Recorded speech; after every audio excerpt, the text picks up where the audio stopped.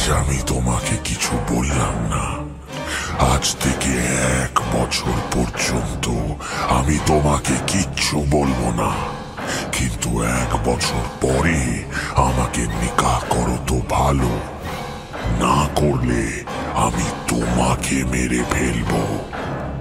তোমার স্বামী তোমায় আমাকে দিয়েছে, আমি তোমাকে নিয়ে যা ইচ্ছে করব, কিন্তু আর কখনো তোমার স্বামীকে তোমায় ফিরিয়ে দেব না।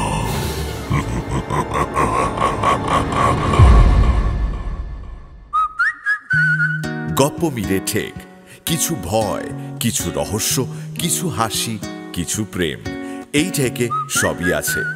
গপ্প মিলে ঠেকের আজকের গপ্প ত্রৈলোক্যনাথ মুখোপাধ্যায়ের Lullu. Any digital copy of this content leading to piracy is a crime. এই গল্পের যে কোনো রকম পাইরেসির বিরুদ্ধে উপযুক্ত আইনি ব্যবস্থা নেওয়া হবে। পাইরেসি দণ্ডনীয় অপরাধ। অনুগ্রহ করে পাইরেসি করবেন না, পাইরেসি সাপোর্ট করবেন না। তাহলে শুরু করা যাক। লে লুল্লু। আমির শেখ যখন এই দুটো কথা বললেন তখনও তিনি জানতেন না এতে কি বিপদ ঘটতে পারে। কথা দুটো আমিরের অদৃষ্টে একেবারে বজ্রাঘাতের মতো এসে পড়ল। আমিরের বাড়ি দিল্লি শহরে। একদিন রাতে আমিরের স্ত্রী একলা বাইরে গিয়েছিলেন। মজা করে স্ত্রীকে ভয় দেখানোর জন্য আমির ভেতর থেকে বললেন, লে লুল্লু। অর্থাৎ কি না, লুল্লু তুই আমার স্ত্রীকে ধরে নিয়ে যা তো, যা যা যা যা, ধরে নিয়ে যা যা। লুল্লু কোনো দুরন্ত বাঘের নাম নয়, কোনো ছুরিধারী কান কাটার নামও নয়। লুল্লু নেহাত কথার কথা, এর কোনো মানে নেই, অভিধানে দেখতেও পাওয়া যায় না। পরিহাস করে আমির শুধু কথাটি জোরতোর করে বলেছিলেন, কিন্তু যখন বিপত্তি ঘটে তখন কোথা থেকে যেন উড়ে আসে। আশ্চর্যের কথা এই যে লুল্লু একটি ভূতের নাম। আর ঠিক সেই রাতে, সেই মুহূর্তে লুল্লু আমিরেরই বাড়ির ছাদের কার্নিশে পা ঝুলিয়ে বসেছিল। হঠাৎ কে তার নাম ধরে ডাকাতে সে চমকে উঠল। লুল্লু শুনল কে যেন তাকে কি নিয়ে যেতে বলছে। চেয়ে দেখল সামনে এক পরমা সুন্দরী। তাকে নিয়ে যাওয়ার জন্যই লুল্লুকে অনুরোধ করা হচ্ছে। এমন সুন্দরী দেখলে দেবতারাও মোহিত হয়ে যান, আর লুল্লু তো এক ভূত মাত্র। ওই পরমা সুন্দরী রমণীকে নিয়ে লুল্লু আকাশপথে কোথায় যে চলে গেল তার ঠিক ঠিকানা রইল না। আমির অনেকক্ষণ অপেক্ষা করার পরও তার স্ত্রীকে ফিরে পেলেন না। তখন তার মনে ভয়ের সঞ্চার হলো। আমির স্ত্রীকে ডাকলেন, কিন্তু সাড়া শব্দ কিছুই পেলেন না। কোথায় গেলে তুমি? আরে কই গো? আরে আরে অন্ধকারে কোথায় গেলে? পথ হারালে নাকি? হ্যাঁ গো, শুনতে পাচ্ছ? বাইরে নিঃশব্দ নিবিড় অন্ধকার। বাইরে এসে এখানে ওখানে চারিদিকে স্ত্রীকে খুঁজলেন, কিন্তু কোথাও দেখতে পেলেন না। আরে কি গো, কোথায় গেলে? শুনতে পাচ্ছ? আরে এত করে ডাকছি, শুনতে পাচ্ছ না? গেলে কোথায়? মনে তবু আশা যে স্ত্রী বুঝি তামাশা করে কোথাও লুকিয়ে আছে, তাই আবার প্রদীপ হাতে করে আতিপাতি করে সমস্ত বাড়ি অনুসন্ধান করলেন। বাড়ির ভেতরে স্ত্রীর নামগন্ধও নেই। আবার আশ্চর্যের কথা এই যে বাড়ির দরজা বন্ধ।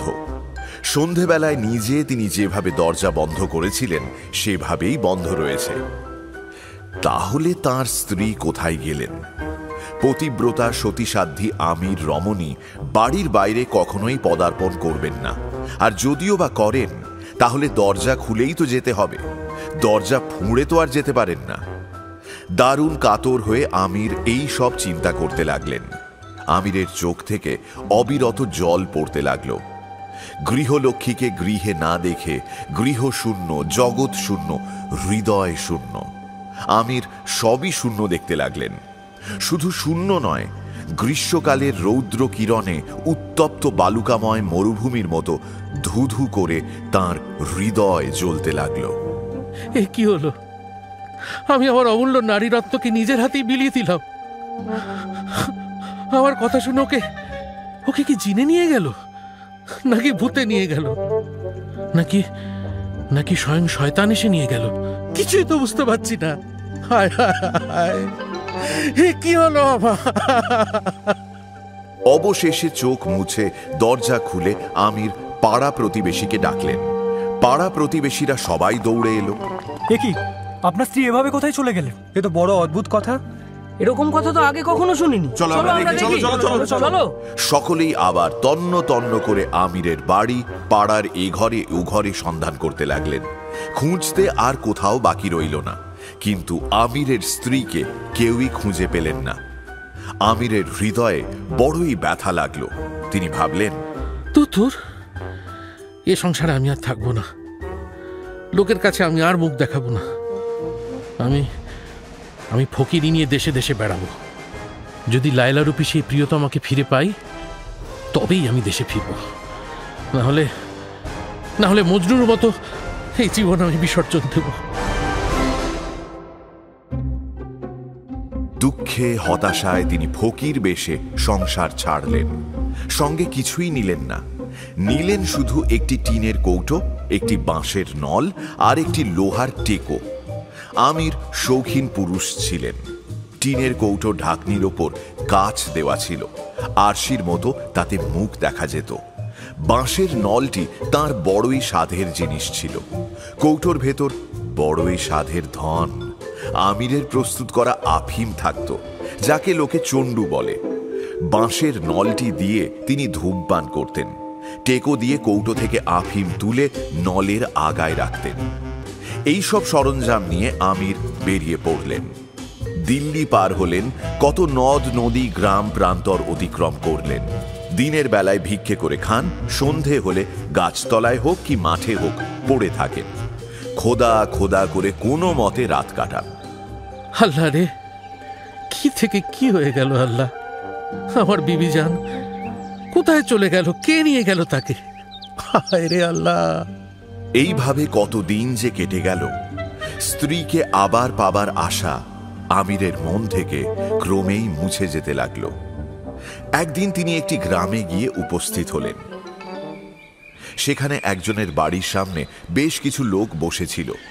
আমির জিজ্ঞেস করে জানলেন যে গ্রামটি পশ্চিমের চক্রবেড় বিশেষ, আর যেখানে লোকেরা বসেছিল সেটি জানের বাড়ি। গৃহস্বামী একজন প্রসিদ্ধ গণৎকার। সংসারে তার কাছে কিছুই গুপ্ত নেই। অদৃষ্টের লিখন তিনি জলের মতো পড়তে পারেন। কপালে কি হাতে যে ভাষাতেই বিধাতা লিখন লিখে থাকুন না কেন, ইংরেজিতে হোক কি ফার্সিতে হোক কি দেব ভাষায় বা দানব ভাষায়, সবই তিনি অবাধে পড়তে পারেন। আমির গিয়ে জানের কাছে নিজের দুঃখের কথা বললেন। দয়া করে আমার স্ত্রীকে কে নিয়ে গেছে তা বলে দিন না। গণৎকার কিছুক্ষণের জন্য গাঢ় চিন্তায় নিমগ্ন হলেন। অবশেষে চারখানা খাপরা হাতে নিলেন। মন্ত্র পড়ে সেই চারখানি খাপরায় ফু দিতে লাগলেন।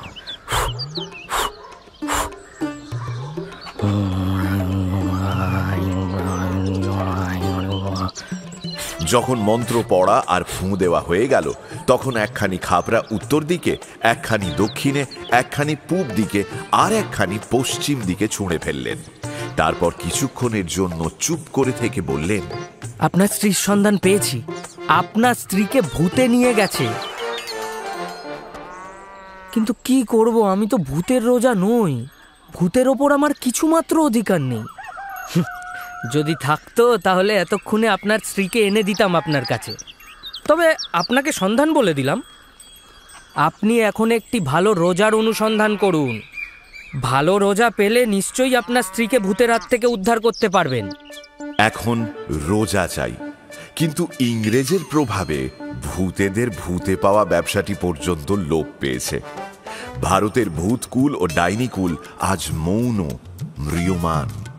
রাত দুপ্রহরের সময় জনশূন্য মাঠের মাঝখানে আকাশে পা তুলে জিভ লক লক করে চারিদিকে ঘুরে ঘুরে ডাইনিরা যে চাতর করত, আজ আর সে চাতর নেই। আমির দেখলেন ভালো রোজা পাওয়া বড় সহজ কথা নয়। আমির কিন্তু হতাশ হবার লোক ছিলেন না। মনে মনে বললেন, যদি আমাকে পৃথিবী ওলট পালট করে ফেলতেও হয় আমি তাও করব, যেখানে পাই সেখান থেকে। একজন ভালো রোজা আমি বের করবই করব। এই বলে তিনি আবার দেশ পর্যটনে প্রবৃত্ত হলেন। অবশেষে অনেক পথ অনেক দূর গিয়ে আমির একটা গ্রামে গিয়ে পৌঁছলেন। সেই গ্রামে এক দরিদ্র ব্রাহ্মণের সন্ধান পেলেন। সেই ব্রাহ্মণ নাকি গ্রামের মহাজনের মেয়ের ভূত তাড়িয়ে দিয়েছিলেন। আমির অবিলম্বে ব্রাহ্মণের বাড়িতে গিয়ে উপস্থিত হলেন। ব্রাহ্মণের সঙ্গে সাক্ষাৎ করে ঝুঁকে সেলাম করে তাকে আদ্যপান্ত নিজের দুঃখের কাহিনী বললেন। সব শুনে ব্রাহ্মণ বললেন, সবই তো শুনলাম ফকিরজি, আমায় ক্ষমা করবেন। আপনার স্ত্রীকে যদি ভূতে পেত আমি আপনাকে সাহায্য করতে পারতাম, কিন্তু তাকে কেউ যদি উড়িয়ে নিয়ে যায় বা সমুদ্রের মধ্যে ভেতরে লুকিয়ে রাখে, তাতে আমি কি করতে পারি বলুন তো? যদি কিছু করতে পারেন ঠাকুরমশাই, তাহলে আপনিই পারবেন, একমাত্র আপনি। আমার বিশ্বাস আপনিই পারবেন। ঠাকুরমশাই, দয়া করে আমাকে ফেরাবেন না। আমিরের দুঃখ দেখে ব্রাহ্মণের মন একেবারে ভিজে গেল। তিনি বললেন, আমি তোমাকে মনের কথা বলি, কাউকে বলো না। বললে রোজা বলে আমার যা কিছু মান সম্ভ্রম প্রতিপত্তি হয়েছে সবই তো যাবে। তোমাকে সত্যি করে বলছি, আমি আসলে রোজা নই, ভূত ছাড়াবার একটা মন্ত্রও জানি না গো। এমনকি গায়ত্রী মন্ত্র ও জানি না, লেখাপড়ার বিষয়ে ক খ পর্যন্ত শিখিনি। তবে এটা বলতে পারি যে আমি একজন পরম নিষ্ঠাবান ব্রাহ্মণ। সে কি মশাই, তাহলে আপনি যে মহাজনের মেয়ের ভূত ছাড়ালেন, কি করে ছাড়ালেন? সে কথা আদ্যপান্ত সমস্ত বলছি, তবে কারুর কাছে প্রকাশ করো না গো, তাহলে আমার বড় ক্ষতি হবে। আল্লাহ কসম, আল্লাহ কসম, আমার মুখ দিয়ে এ কথা কখনো কোথাও বেরোবে না। শোনো তবে, এই গ্রামে একজন তাঁতি ছিল, বুঝেছ? তাঁতি তাঁত বুনে খায়, কোনো ল্যাটাই ছিল না। একদিন হঠাৎ তাঁত বুনতে বুনতে সে গুনগুনিয়ে একটা গান ধরল।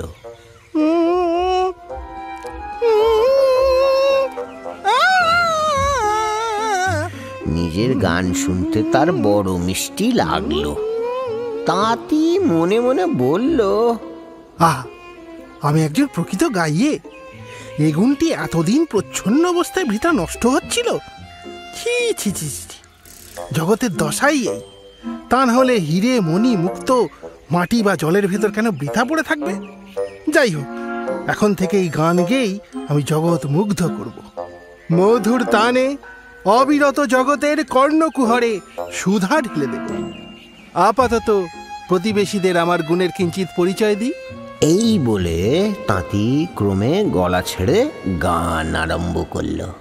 নামলে আধার খিলে কপাটে, কে আরে তখন মাঠে খাটে, চলো বৃন্দাবনের ঘাটে।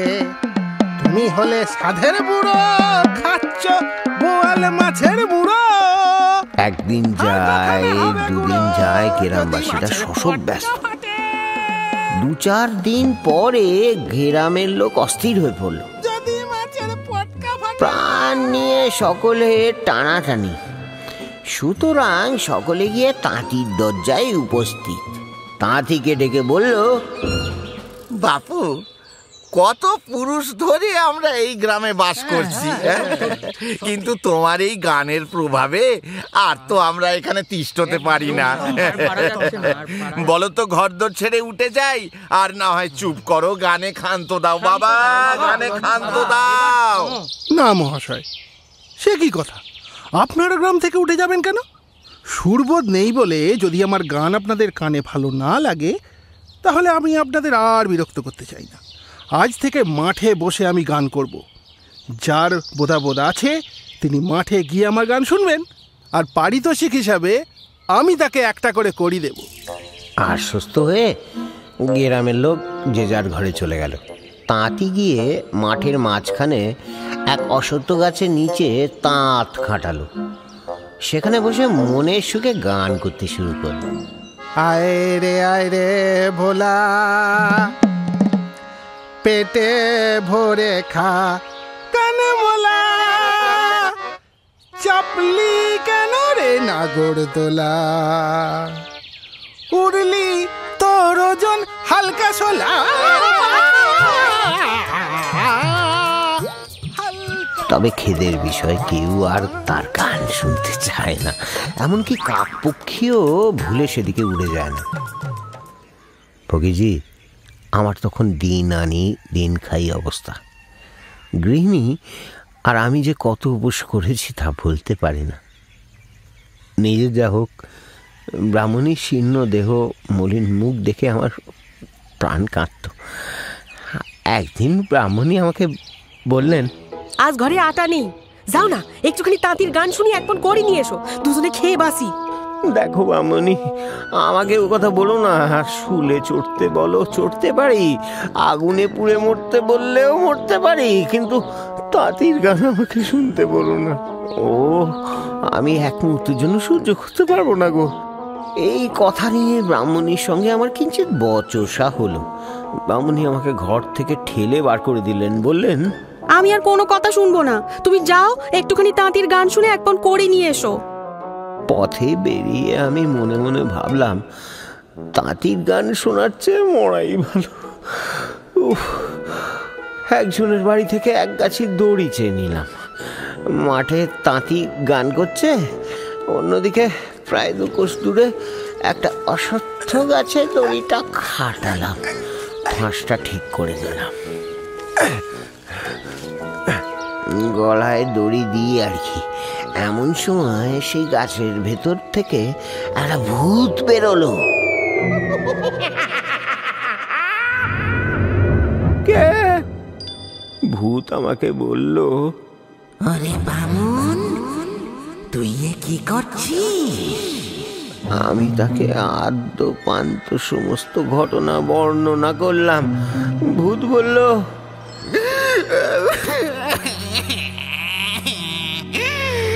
আর ভাই ও কথা বলিস নে, যে গাছের তলায় এখন তাঁতি গান করছে, যুগ যুগান্তর ধরে ওই গাছেই আমার বাস।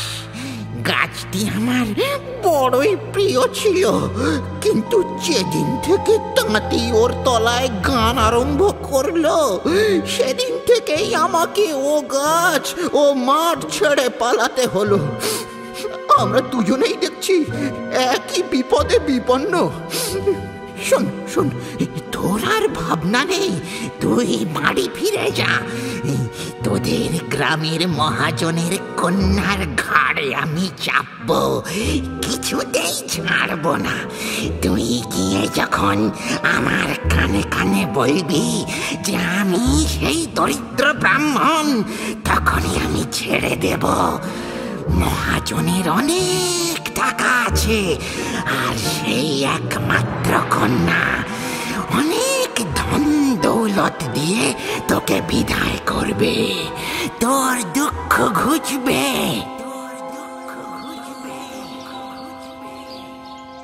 ফকিরজি, শুনলে তো, আমি রোজা নই, আমি মন্ত্রতন্ত্র কিচ্ছু জানি না গো। দৈবক্রমে একটা আমার ওই ভূতের সঙ্গে সাক্ষাৎ হয়েছিল, এই যা। তাই যদি হয় তাহলে চলুন আপনার সেই ভূতটিকে গিয়ে একবার জিজ্ঞেস করে দেখি, তিনি যদি অনুগ্রহ করে আমার স্ত্রীকে উদ্ধার করে দেন। দেখুন, ভূতে ভূতে তো আলাপ পরিচয় থাকতেই পারে, তাই না? নিমন্ত্রণ আমন্ত্রণে, শাদী বিয়েতে অবশ্যই তাদের সাক্ষাৎ হয়ে থাকবে। আমার স্ত্রীকে যে ভূতে নিয়ে গেছে তাকে যদি তিনি 2টো কথা বলে দেন, তাহলে আমার অনেকটা উপকার হতে পারে। স্ত্রীকে কি করে পাবো তারও একটা উপায় না হয় তিনি বলে দিতে পারবেন। এই পরামর্শ মন্দ নয়, চল দেখি। দুগ্গা দুগ্গা। ব্রাহ্মণ দুগ্গা বলে আমির বিসমিল্লা বলে যাত্রা শুরু করলেন। ক্রমে তাঁরা যে মাঠে ভূত থাকে সেই মাঠে গিয়ে উপস্থিত হলেন। যে গাছে ভূত থাকে সেই গাছতলায় দাঁড়িয়ে গাছের দিকে তাকিয়ে দুজনে স্তুতি মিনতি করতে লাগলেন। ব্রাহ্মণ বললেন, হে ভূত, আসি তো সেই দরিদ্র ব্রাহ্মণ, আজ আবার তোমার কাছে এসেছে। তোমার কৃপায় আমার প্রাণ রক্ষা হয়েছে, দারিদ্র ঘুচেছে গো। ভূত পৃথিবীতে যত আছে সকল ভূতের তুমি শ্রেষ্ঠ, ভূতের তুমি রাজা। কৃপা করো, দেখা দাও, আর একবার আবির্ভূত হও বাবা। ভূত সাহেব, হুজুরের নাম ডাক শুনে এসেছি। আমার মনস্কামনা সিদ্ধ করুন ভূত সাহেব। আমি হুজুরের এই গাছতলায় কাঁচা পাকা সিন্নি চড়াবো। দেখতে দেখতে গাছটা দুলতে আরম্ভ করলো, যেন গাছটার ওপর এক প্রবল ঝড় বইছে। ডালপালা মড়মড় করতে লাগলো। তারপর গাছের ডগার এক জায়গায় হঠাৎ অন্ধকারের আবির্ভাব হলো। বেলা দুপ্রহরে চারিদিকে সূর্যের কিরণ, সব স্থানেই আলো, শুধু সেই স্থানটুকুতেই অন্ধকার। ক্রমে সেই অন্ধকার রাশি জমে গাঢ় থেকে গাঢ়তর হতে লাগলো। অবশেষে তা এক ভীষণ প্রকাণ্ড নরমূর্তিতে পরিণত হলো। নরমূর্তি ধরে ভূত গাছ থেকে নেমে এলো, গাছের পাশে এসে দাঁড়ালো। গাছের পাশে দাঁড়িয়ে কিছুটা রেগে ভূত বলল, বামন, আজ আবার কেন এসেছিস? তোর মতো বিটলে বামন আমার অবদ্ধ নয়। ইচ্ছে হলে এখনই তোর ঘাড় মুছড়ে দিতে পারি। আমার অবদ্ধ সেই ইংরেজি পড়া বাবু লোক, তাদের ভয়ও করি, ভক্তিও করি। প্রভু, আমি নিজের জন্য আপনার কাছে কিছু ভিক্ষা করতে আসিনি। আপনার পেশাদে আমার আর কিছুরই অভাব নাই। এই লোকটি নিদারুণ কষ্টে আছে প্রভু, ওর জন্যই আপনার কাছে এসেছি। এই কথায় ভূতের রাগ কিছুটা পড়ল। সঙ্গে ওই লোকটিকে? ব্রাহ্মণ তখন আমিরের সব কথাই তাকে শোনালেন। মহাশয়, আপনাকে এর একটা উপায় করতেই হবে, না হলে এ লোকটি পানে মারা যাবে। আপনি দয়াদ্রচিত্ত আমার প্রাণ রক্ষা করেছিলেন, এবার এরও যদি প্রাণ রক্ষা করেন। এনার স্ত্রীকে নিশ্চয়ই লুল্লু নিয়ে গেছে। সবে নতুন ভূতগিরি পেয়েছে, ভূতগিরিতে তার নব অনুরাগ, সে একেবারে দুরন্ত হয়ে আছে। নতুন ভূতগিরি পেয়েছে? সে আবার কি কথা? এ কথা তোমরা কিছুই জানো না। লোকে বলে অমুক মানুষ মরে ভূত হয়েছে। সেটি সত্য নয়। মানুষ নিজে মরে ভূত হয় না। মানুষ মরলে আমরা কেউ গিয়ে তার ভূতগিরি করি।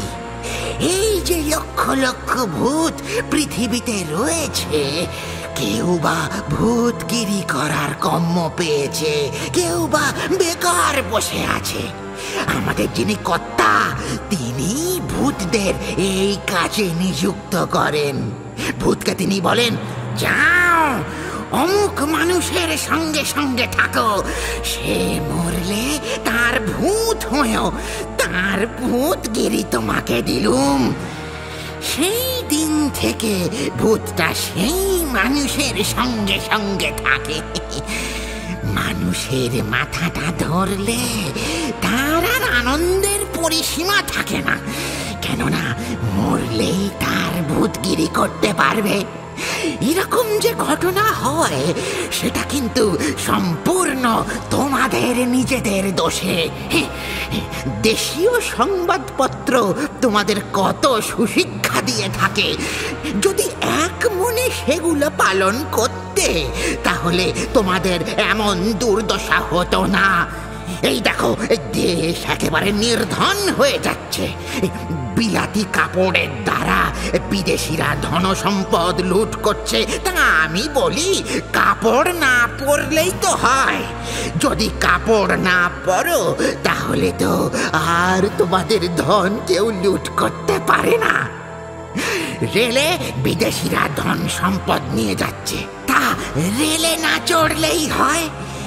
তাই যদি করো, তাহলে বিদেশিরা তোমাদের দেশে রেল লাইন করতে কখনোই আসবে না। দেশের ধন দেশেই থাকবে। দেখো, তোমরা যদি মরে যাওয়াটা ছেড়ে দাও, মানে তোমরা যদি নাই মরো, তাহলে তাহলে কেউ তোমাদের ভূতগিরি করতে আসে না। তোমরা নিজে মরবে আর যত দোষ আমাদের। আগে লুল্লু লুল্লু, যাই হোক, লুল্লু বহুদিন হলো ভূতগিরি করার জন্য দরখাস্ত করেছিল। তার কপালে ভালো ভূতগিরি কোথাও জোটেনি। অবশেষে কর্তা তাকে দুঃখীরাম চণ্ডালের ভূতগিরির উমেদারিতে নিযুক্ত করেন। দুঃখীরাম যদিও বৃদ্ধ হয়েছিল, তবু তার শক্তি সামর্থ্য বিলক্ষণ ছিল। কিছুতেই বেটা মরতে চায় না। বৃদ্ধের কুব্যবহারে লুল্লু বড়ই বিরক্ত হয়েছিল। আজ কিছুদিন হলো দুঃখীরামের মৃত্যু হয়েছে। লুল্লু তার ভূতগিরি পেয়েছে।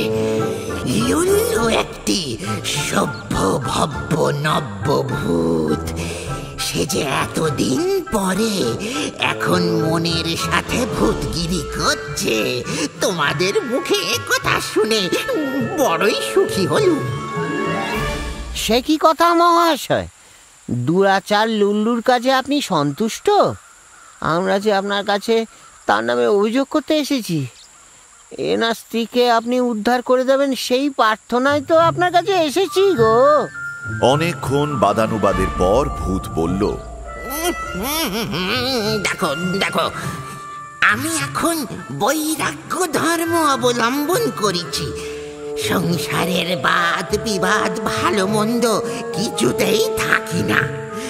আমি জানি না লুল্লু এখন এর স্ত্রীকে কোথায় রেখেছে। খোঁজ যে করব সে অবকাশ আমার নেই।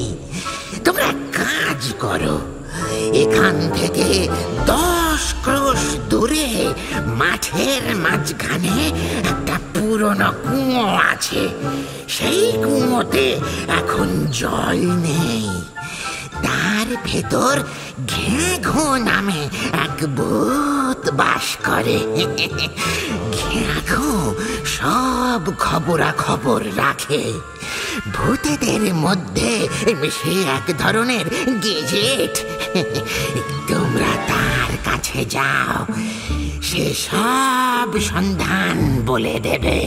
তবে আজ কিছুদিন হলো ঘ্যাঘোর মনের দুঃখে জ্বর জ্বর হয়েছে, তাই একা কুয়োর ভিতরে বসে আছে। কথা বলে না, ডাকলে উত্তরও দেয় না। তার দেখা পাওয়া ভার। দেখো চেষ্টা করে কি করতে পারো। ব্রাহ্মণ আর আমির আর কি করেন, ঘ্যাঘোকে খুঁজতে চললেন। যেতে যেতে সেই মাঠে গিয়ে উপস্থিত হলেন। কুয়োর ধারে গিয়ে ডাকতে লাগলেন, ঘ্যাঘো মহারাজ, ও ঘ্যাঘো মহারাজ, ঘরে আছেন নাকি? ঘ্যাঘো সাহেব বাড়ি আছেন? ও ঘ্যাঘো, ঘ্যাঘো মশাই, ও ঘ্যাঘো মশাই, একবারটি শুনুন না। ঘ্যাঘো বাবু, ও ঘ্যাঘো বাবু, ঘ্যাঘো বাবু শুনতে পাচ্ছেন? ডেকে ডেকে দুজনেরই গলা ভেঙে গেল। তবু ঘ্যাঘো কুয়ো থেকে বেরিয়ে উত্তর পর্যন্ত দিল না। দুজনে তখন ভাবলেন, এ তো বড়ই বিপদ। অনেক ভেবেচিন্তে আবার গ্রামে ফিরে এলেন। গ্রামে এসে দুজনে তাঁতির কাছে গেলেন। ব্রাহ্মণ তাঁতিকে বললেন, ভায়া, তোমাকে একটি উপকার করতে হবে। ওই ঘ্যাঘো নামে একটা ভূত আছে, সে আমার পরম বন্ধু। তার কানের ভেতরে অতিশয় পোকা হয়েছে, বুঝেছ? সে পোকা কিছুতেই বেরোচ্ছে না, একেবারে ভেতরে ঢুকে গেছে। দারুণ ক্লেশে ঘ্যাঘো এখন আহার নিদ্রা পরিত্যাগ করে একটা কুয়োর ভেতরে আশ্রয় নিয়েছে। ডাকলে উত্তরও দেয় না, বাইরেও আসে না। মানুষের কানে পোকা হলে অনেক কালোয়াতের গানে বেরোতে পারে, কিন্তু ভূতের কানের পোকা তোমার গান ছাড়া কিছুতেই বেরোবে না।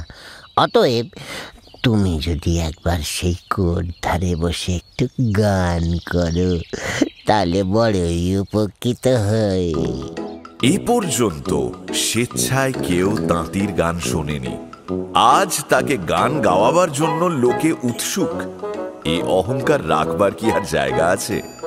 আহ্লাদে আটখানা হয়ে তাঁতি বলল, কি আনন্দ, কি আনন্দ! আরে চলো চলো। তাঁতি কাপড় পরে তৎক্ষণাৎ বেরিয়ে এলো। তিনজনে আবার সেই কুয়োর দিকে চললেন। কুয়োর ধারে পৌঁছে তাঁতি আসন পেতে গান আরম্ভ করল। না না, ভুলে নাই বউয়ের মাথার চুল রাতে চুরি করলো ভূতে, বউয়ের কানের দুল। ব্রাহ্মণ ও আমির কানে আঙুল দিয়ে কিঞ্চিত দূরে গিয়ে দাঁড়ালেন। যখন তাঁতির গান কুয়োর ভেতর গিয়ে প্রবেশ করলো, তখন ঘ্যাঁঘো ভাবল, আহ, মনের দুঃখে জর্জর হয়ে একা কুয়োর ভেতরে বসে আছি। এখানে আজ আবার একই ভীষণ ব্যাপার। কত কালো রাতের গান শুনেছি এককালে, তাতেও প্রাণ বেরোয়নি। আজ দেখছি মহাপ্রাণটা ধরফরিয়ে বেরিয়ে পড়ছে। ঘ্যাঁঘো তবুও সহজে কুয়ো থেকে বেরোতে চাইল না, কিন্তু যখন দেখল তাঁতির গানে নিতান্তই প্রাণ একেবারে যায় যায়, তখন নিজেই হামাগুড়ি দিয়ে কুয়ো থেকে বেরিয়ে এলো। ঘ্যাঁঘো বেঁটে খাটো, হাড় ওঠা বুড়ো থুত্থুড়ে ভূত। মনের দুঃখে তার এমনই জ্বর হয়েছিল যে চোখ মুখ কান দিয়ে আগুন বেরোচ্ছিল। কুয়ো থেকে বেরিয়ে ঘ্যাঁঘো ঊর্ধ্বশ্বাসে পালিয়ে যাওয়ার মতলব করছিল। এমন সময় ব্রাহ্মণ ও আমির এসে তার সামনে দাঁড়ালেন। ব্রাহ্মণ বললেন, ঘ্যাঁগো, তুমি পালিও না, তোমার ভয় নেই। ওই দেখো, তাঁতি ভায়া চুপ করেছে। আরে পালাবেই বা কোথায়? যেইখানেই যাবে সেইখানেই গিয়ে তো তাঁতি ভায়া গান জুড়ে দেবে। তার চেয়ে তোমাকে একটা কথা জিজ্ঞেস করি, সত্য সত্য উত্তর দাও কিন্তু। হ্যাঁ, আমরা তাঁতি ভায়াকে নিয়ে ঘরে ফিরে যাই? ঘ্যাঁঘো একবার ব্রাহ্মণের মুখের দিকে তাকালো, একবার আমিরের মুখের দিকে তাকালো, আর একবার তাঁতির মুখের দিকে তাকালো। দেখলো গলা পরিষ্কার করে তাঁতি আর একটা গান আরম্ভ করার উদ্যোগ করছে। দেখেই ঘ্যাঁঘোর আত্মা পুরুষ শুকিয়ে গেল। সে বলল, আচ্ছা আচ্ছা আচ্ছা আচ্ছা, কি বলবে? বলো বলো বলো বলো, কে জিজ্ঞেস করবে? করো। লুল্লু নামক তোমাদের যে ভূত আছে, সে এই আমিরের স্ত্রীকে নিয়ে গেছে। কোথায় রেখেছে তুমি বলতে পারো? আর কি করেই বা তাকে উদ্ধার করা যায়? অনেকদিন হলো ঘোর দুঃখে জর্জর হয়ে এই কুয়োর ভেতরে বসে আছি। সংসারের সংবাদ বড় কিছু রাখিনি, তবে তাঁতির গান যদি আর না শোনাও তাহলে অনুসন্ধান করে বলতে পারি। অনুসন্ধান করতে যাই বলে তুমি তো পালিয়ে যাবে। আমরা তো তেমন বোকা নই যে তোমাকে ছেড়ে দেবো। পালিয়ে কোথায় যাব? আমি কথা দিচ্ছি তাড়াতাড়ি ফিরে আসব। আমি আমার বড় নাগরা জুতো জোড়াটা পায়ে দিয়ে আসি। সে জুতো পায়ে দিলে আমি বাতাসের উপর উত্তম চলতে পারি, মুহূর্তের মধ্যে সমস্ত ভারত ভূমি ভ্রমণ করতে পারি। এই বলে ঘ্যাঁঘো আবার কুয়োর ভেতর ঢুকে গেল। নাগরা জুতো পায়ে দিয়ে বেরিয়ে এলো। বাতাসের ওপর উঠে হন হন করে অতি দ্রুত বেগে চলতে লাগলো। শীঘ্রই অদৃশ্য হয়ে গেল ঘ্যাঁঘো। ব্রাহ্মণ, আমির ও তাঁতি সেইখানে বসে রইলেন। কিছুক্ষণ পরে উত্তর দিকে একটা কালো দাগ দেখা গেল। দাগটা কাছে আসতেই ব্রাহ্মণ বলল, ওই তো ঘ্যাঁগো। ঘ্যাঁঘো ফিরে আসতেই আমির জিজ্ঞেস করলো, খোঁজ পেলেন ঘ্যাঁঘো বাবু? পেয়েছি। কোথায় কোথায় আছে সে? ভালো আছে তো? হিমালয় প্রদেশে ভীমতাল নামে একটা হ্রদ আছে। হ্রদের ভেতরে পাহাড়ের গায়ে লুল্লু একটা ঘর বানিয়েছে। জলে ডুব দিয়ে তবে সে ঘরের ভেতর যাওয়া যায়, অন্য পথ নেই। তার ভেতর লুল্লু আমিরের স্ত্রীকে লুকিয়ে রেখেছে। সেই যে রামের দুঃখে অশোক বনে সীতা যেমন কেঁদেছিলেন, সেই ঘরের ভেতরে একাকিনী বসে আমিরের স্ত্রীও সেভাবে কাঁদছেন। কেন যে কাঁদছেন তা বলতে পারি না। লুল্লু আমাদের একটা সভ্য ভব্য নব্য ভূত, সে নিয়ে গেছে, তাতে আবার কান্না কি? লুল্লু ওকে 1 বছর সময় দিয়েছে। এই 1 বছরের মধ্যে সে যদি শান্ত হয়ে তাকে নিকা না করে তাহলে তাকে মেরে ফেলবে। তাহলে কি হবে? কথা হলো এই যে মানুষের সাধ্য নেই সেই হ্রদের ভেতর প্রবেশ করে। আমরা ভূত হয়ে ভূতের বিপক্ষতা করতে পারি না, তাহলে ভূত সমাজে আর মুখ দেখাবার জো থাকবে না। তবে এটা বলতে পারি যে যদি তোমরা একটা হৃষ্টপুষ্ট ভূত ধরে তার তেল বের করতে পারো, আর যদি সেই তেল মেখে জলে প্রবেশ করো, তাহলে লুল্লুর ঘরে পৌঁছতে পারবে। তারপর তারপর কৌশল করে আমিরের স্ত্রীকে উদ্ধার করো। তাই বলে যেন আমাকে ধরে তেল বের করো না। মনের খেদে এমনিতেই জ্বর, তার উপর আবার তাঁতির গান শুনে আমার শরীর আর শরীর নেই, এক বিন্দুও তেল বেরোবে না। তাহলে ভূতের তেল কোথায় পাবো? এই মাঠের প্রান্ত ভাগে একটা গাছ আছে, সেই গাছে গঙ্গো নামে একটা গলায় দড়ি ভূত বাস করে। কাছের গ্রামের লোককে সে গলায় দড়ি দিয়ে মরতে প্রবৃত্তি দিয়ে থাকে। যেই তার প্রলোভনে পা দেয়, সেই গাছে এসে গলায় দড়ি দিয়ে মরে। তাড়াতাড়ি মৃত্যু হবে বলে এই ভূত তখন তাদের পা ধরে ঝুলে পড়ে। তোমরা যদি এই ভূতটিকে ধরে তার তেল বার করো, তাহলে আমি বড়ই সন্তোষ লাভ করি, কারণ সে দুরাচার আমার পরম শত্রু। আমার যেখানে যেখানে বিয়ের সম্বন্ধ হয়, সে গিয়ে ভাঙচি দিয়ে হাসে। পেতনি, শাকচুন্নি, চুড়েল প্রভৃতি নানা প্রকার ভূতনির সঙ্গে আমার বিয়ের সম্বন্ধ হয়েছিল। দু এক জায়গায় ভূতনিকে দেখতেও গিয়েছিলাম। ভূতনি দেখে মনও মোহিত হয়েছিল, কিন্তু এই দুরাচার গিয়ে ভূতনির বাবা মায়ের কাছে আমার নানা রূপ কুৎসা করে। দুঃখের কথা বলবো কি, ভূতগিরি করতে করতে বুড়ো হয়ে গেলাম, আজ পর্যন্ত আমার বিয়ে হয়নি। একবার এক পরম রূপবতী ভূতনির সঙ্গে আমার বিয়ের কথা হয়েছিল। তার রূপের কথা আর কি বলবো, তার নাকটি দেখেই আমার মন একেবারে মুগ্ধ হয়েছিল। ওহো নাকেশ্বরী, তোমাকে না দেখে প্রাণ যে আর ধরে রাখতে পারি না। সংসারে আমি আধখানা হয়ে আছি, পুরো ঘ্যাঘ হতে পারলাম না। যাই হোক, আমি এখন যাই। এই বলে ঘ্যাঘো সকলের সাথে করমর্দন করে প্রস্থান করল। আমির ব্রাহ্মণ ও তাঁতিকে বললেন, আপনাদের অনেক কষ্ট দিয়েছি, ঘর সংসার ছেড়ে আপনারা আমার সঙ্গে ঘুরছেন, আর আপনাদের আমি কষ্ট দিতে চাই না। আপনারা বাড়ি ফিরে যান, আমার কপালে যা আছে তাই হবে। কিন্তু ব্রাহ্মণ ও তাঁতি কিছুতেই আমিরকে একলা ফেলে যেতে চাইলেন না। আমিরের অনেক অনুনয় বিনয়ের পরে শেষে দুজনে বিদায় নিয়ে বিরস বদনে বাড়ির দিকে যাত্রা করলেন। ওরা চলে গেলে ঘ্যাঘোর কুয়োর ধারে বসে আমির অনেকক্ষণ কাঁদলেন। তারপর মনকে সান্ত্বনা দিয়ে ভাবলেন, কাঁদলে হবে না, না এখন কান্নার সময় নয়। এখন ভূত ধরবার উপায় চিন্তা করি, তবে তো আমার স্ত্রী উদ্ধার হবে। অনেকক্ষণ চিন্তা করে আমির মাথা থেকে পাগড়িটা খুললেন। তারপর পাগড়িটা বেশ ভালো করে পাকালেন আর তার একপাশে একটি ভাঁস দিলেন। তারপর যে আম গাছে গোঁ গোঁ নামে গলায় দড়ি ভূত থাকে সেই দিকে চললেন। গাছের কাছে উপস্থিত হয়ে গাছের ওপর উঠতে লাগলেন।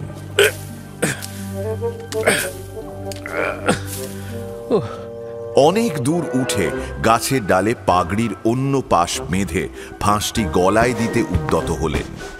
ফাঁসটি গলায় দেন আর কি, এমন সময় দেখলেন সেই গলায় দড়ি ভূত সহাস্য বদনে তার সামনে আরেকটি ডালে বসে রয়েছে। গোঁ গোঁ ভূত বলল, নে নে তাড়াতাড়ি গলায় ফাঁস পড়ে ঝুলে পড়, নিচ থেকে আমিও তোর পা ধরে টানবো, তাহলে খুব শিগগিরই তোর মৃত্যু হবে, আর আমার বেকার নাচ জামাই তার ভূতগিরি করতে পারবে। আমির কোনো কথা না বলে আস্তে আস্তে পকেট থেকে আফিমের কৌটোটি বের করলেন। কৌটোর ঢাকনা গোঁ গোঁ ভূতের সামনে ধরলেন। গোঁ গোঁ ভূত তাতে উকি ঝুঁকি মেরে জিজ্ঞেস করল, ওর ভেতর ও কে? একটি ভূত। ভূত কই, ভালো করে দেখি। খুব ভালো করে দেখে গোঁগোর বিশ্বাস হলো যে এ ভূতই বটে। গোঁগো জিজ্ঞেস করল, এর ভেতর তুই ভূত ধরে রেখেছিস কেন? আমি একখানি খবরের কাগজ খোলবার বাসনা করেছি, বুঝেছিস? তাতে সম্পাদক ও সহকারী সম্পাদকের বিশেষ প্রয়োজন। ডিবের ভেতর যে ভূতটি ধরে রেখেছি তাকে সহকারী সম্পাদক করব, ঠিক করে ফেলেছি। আর তোকে মনে করেছি সম্পাদক করব। এ বাবা, আমি যে লেখাপড়া জানি না। লেখাপড়া জানার দরকার কি, গালি দিতে জানিস তো? ভূতদের মধ্যে যেসব গালি প্রচলিত আছে তা আমি বিলক্ষণ জানি। তবে আর কি চাই? এতদিন লোকে মানুষ ধরে সম্পাদক করছিল, কিন্তু মানুষ যা কিছু গালি জানে, মাই অশ্লীল ভাষা পর্যন্ত, সব খরচ হয়ে গেছে, সব বাসি হয়ে গেছে। এখন দেশ শুদ্ধ লোককে ভূতের গালি দেব, আমার অনেক পয়সা হবে। তবে তুমি গলায় দড়ি দিয়ে মরবে না? ওই যে পাগড়ি, ওই যে ফাঁস। আমি তো আর খেপিনি যে গলায় দড়ি দিয়ে মরবো। পাগড়ি আর ফাঁস হচ্ছে টোপ। ওরে বেটা, তোরে ধরবার টোপ। যদি এই ফন্দি না করতাম তাহলে তুই কি আর গাছের ভেতর থেকে বেরোতিস? এখন চল, এর ভেতরে ঢোক ঢোক ঢোক ঢোক। এই বলে আমির তাকে চণ্ডুর নলটি দেখালেন। ওটা আবার কি? এর নাম বায়ু। নে নে, অত প্রশ্ন করিস না, তাড়াতাড়ি এর ভেতর ঢোক। গো গো ভূত ইতস্তত করছে দেখে আমির টেকোটি বের করে বললেন, দেখেছিস? ও আবার কি? এর নাম আটখিল্লে। সাধু ভাষায় বলে থক। নলের ভেতরে যদি না ঢুকিস তাহলে এটা দিয়ে তো চোখ উপড়ে দেবো। সত্যি সত্যি থকটি তখন যেমন চকচক করছিল তা দেখে গো গো ভূত বড়ই ভয় পেল। ভয় তার সর্বশরীর থরথর করে কাঁপতে লাগলো। সে মনে মনে বলল, কাজ নেই বাবু, পরের চাকর হয়ে এডিটারি করেই না হয় খাবো, তাই বলে অন্ধ হয়ে থাকতে পারবো না। না, এই ভেবে সে নিজের শরীরটা ছোট করে সুরসুর করে নলের ভেতর প্রবেশ করল। নলের ছিদ্রে ভালো করে শোলা এঁটে দিয়ে আমির গাছ থেকে নেমে এলেন। আমিরের মনে এখন কিঞ্চিত স্ফূর্তির উদয় হল। শীষ দিতে দিতে তিনি গ্রামের দিকে চললেন। গ্রামে প্রবেশ করে তিনি এক কলুর বাড়িতে গেলেন। আমির কলুকে বললেন, কলু ভায়া, ও কলু ভায়া, আমার একটি বিশেষ উপকার করতে হবে। এই বাঁশের নলটির ভেতরে আমি একটি ভূত ধরে এনেছি। যদি অনুগ্রহ করে এই ভূতটিকে ঘানিতে পিষে তেল বার করে দেন তাহলে আমার বড়ই উপকার হয়। সে আর এমন কি, এখনই দেব। তিল, সরিষা, তিসি, পোস্তা কত কি পিষে তেল বের করলাম, আজ একটু ভূতের তেল বের করে দেবো। সে আর এমন কি বড় কথা। কই, নিয়ে এসো। দুজনে ঘানি গাছের কাছে গেলেন। আমির নল থেকে ভূতকে আস্তে আস্তে বের করে ঘানি গাছের ভেতর ঢুকিয়ে দিলেন, আর সঙ্গে সঙ্গে কলু ঘানি চালিয়ে দিল। কলুর বলদ মৃদু মন্দ গতিতে ঘুরতে লাগলো। গো গো ভূতের হাড় মড়মড় করে ভাঙতে লাগলো।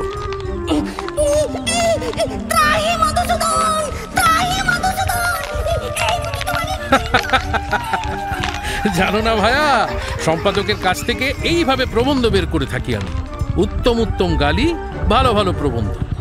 এখন মনে পড়ছে তো গো ভায়া। ঘানি থেকে ক্রমে টপ টপ করে তেল পড়তে লাগলো। প্রায় এক শিশি তেল প্রস্তুত হলো। যখন ভূতের দেহ একেবারে তেল শূন্য শুষ্ক হয়ে গেল তখন বলদ থামল, ঘানি গাছ আর ঘুরল না। আমির সেই ছোবড়া রূপ ভূতকে বের করে ছেড়ে দিলেন। বলাই বাহুল্য যে ভূত না হয়ে এ যদি মানুষ হতো তাহলে কোন কালে মরে যেত। তেলের শিশিটি পকেটে নিয়ে আমির আবার চললেন। অনেক পথ অতিক্রম করে অবশেষে হিমালয়ের ওপর উঠে কত চড়াই উতরাইয়ের পর ভীমতাল দেখতে পেলেন। ভীমতালের চারদিকে ঘুরে ঘ্যাঘো যেমন নির্দেশ দিয়েছিল সেখানে গিয়ে বসলেন। জানলেন এখানেই ডুব দিতে হবে, এর নিচেই রয়েছে লুল্লুর ঘর। সেখানে বসে শিশিটি বের করলেন। তারপর ভালো করে সারা শরীরে ভূতের তেল মাখলেন।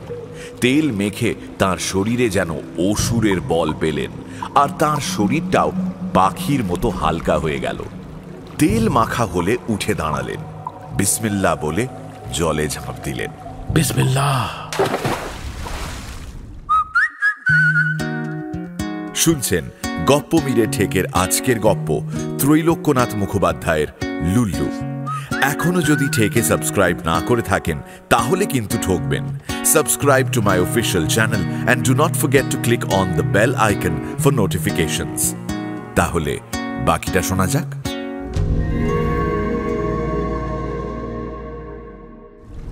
জলে ডুব দিয়ে ক্রমে নিচে যেতে লাগলেন। অনেক অনেক দূর গিয়ে পাহাড়ের গায়ে একটি ছিদ্র দেখতে পেলেন।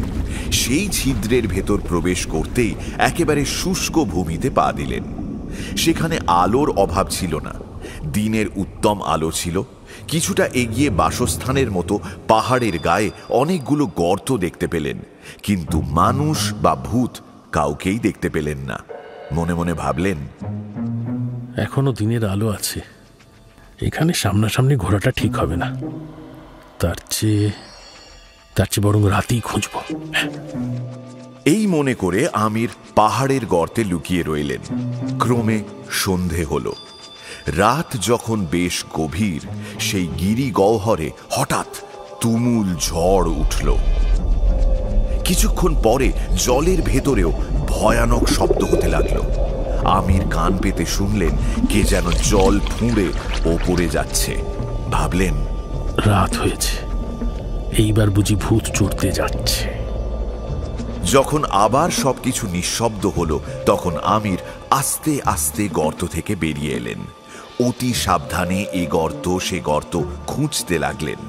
খুঁজতে খুঁজতে বেশ কিছু দূরে একটা সামান্য আলো দেখতে পেলেন। ওটা কি? সেই দিকে তাকিয়ে দেখলেন অপেক্ষাকৃত একটা বড় ঘরের ভেতর একটা প্রদীপ মিটমিট করে জ্বলছে, আর সেই প্রদীপের কাছেই বসে আছে এক মলিন বসনা রমণী। ভালো করে দেখে আমির বুঝতে পারলেন এ যে তাঁরই স্ত্রী। স্ত্রীকে দেখে তার বুকে যেন হাতুড়ির ঘা পড়তে লাগলো। এমনই হৃদয়ের আবেগ উপস্থিত হলো যে মনে করলেন এক্ষুনি দৌড়ে গিয়ে বলেন, আর ভয় নেই, আমি এসেছি, আমি তোমার আমির, আমি এসেছি। কিন্তু নিজেকে সংবরণ করে মনে মনে বললেন, না না না না না না, এখনো তো আমরা ভূতের হাতে, এখনো তো স্ত্রীকে উদ্ধার করতে পারিনি। আরে বেচারি শীর্ণ দেহ, মলিন মুখ, বোধহয় আহার নিদ্রা পরিত্যাগ করেছে। একবারে দেখা দেয়া যাবে না। আমি যেখানে এসেছি ধীরে ধীরে ওকে জানাতে হবে। এই ভেবে কিছুক্ষণের জন্য আমির একটু আড়ালে দাঁড়িয়ে রইলেন। আমির রমণী কাঁদছিলেন। অবিরল ধারায় অশ্রু স্রোত তার দু চোখ বেয়ে ঝরে পড়ছিল। মাঝে মাঝে দীর্ঘ নিঃশ্বাস ফেলছিলেন, এক একবার চোখ মুছছিলেন। হায়, আমার এই কি দশা হলো! কোন শয়তানের পাল্লায় পড়ে আমার জাতিকুল সবই গেল। সে 1 বছর সময় দিয়েছে তাকে বিয়ে করার জন্য।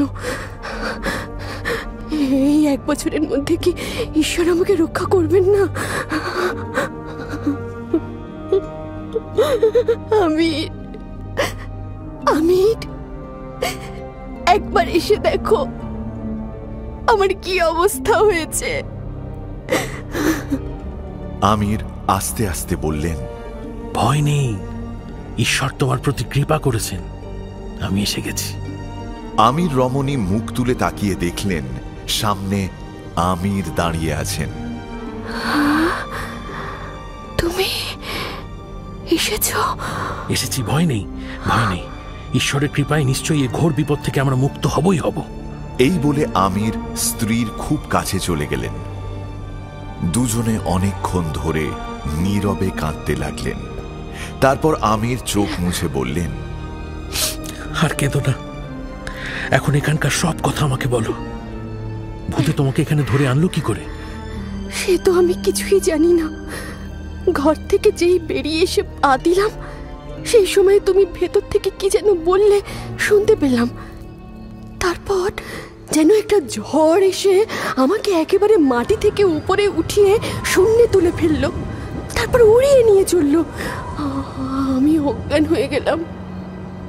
কতক্ষণ অজ্ঞান ছিলাম জানি না। যখন সকাল হলো, চোখ খুলে দেখি দিন হয়েছে। সামনে এক বিকট মূর্তি, বিষম দেহ, নরাকার রাক্ষস। তাকে দেখে আবার জ্ঞান হারালাম। তারপর আবার যখন জ্ঞান হলো, তখন দেখলাম রাত হয়েছে, ঘরে আর কেউ নেই, একলা পড়ে আছি। এই প্রদীপটা মিটমিট করে জ্বলছে, অনেক খাবার রয়েছে, আমি কিন্তু কিছুই খেলাম না। মনে করলাম অনাহারে প্রাণ ত্যাগ করব। পরদিন সকালে সেই বিকট মূর্তি আবার আমার কাছে এলো। এবার আর দেখে অজ্ঞান হইনি। বড় ভয় হয়েছিল সত্যি, অজ্ঞান হবার উপক্রমও হয়েছিল, কিন্তু সাহস করে বুক বাঁধলাম। মনে করলাম শুনতে হবে সে কে আর কেনই বা আমাকে এখানে নিয়ে এসেছে। সেই বিকট মূর্তি আমার কাছে এসে বলল, সুন্দরী, এখন আর তুমি আমিরের রমণী নও, এখন তুমি আমার গৃহিণী।